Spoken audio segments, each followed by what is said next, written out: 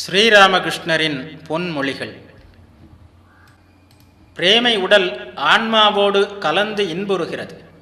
இறைவனிடம் ஆழ்ந்த அன்பு உண்டாகாமல் இது கிடைக்காது.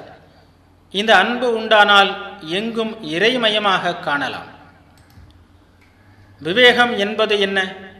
இருப்பது இறைவன் மட்டுமே, மற்ற அனைத்தும் நிலையற்றவை என்று உணர்வது.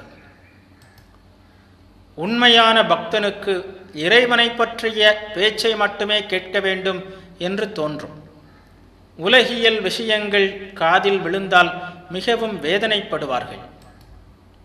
குழந்தை தந்தையின் கையை பிடித்து நடந்தால் ஒருவேளை கீழே விழலாம்.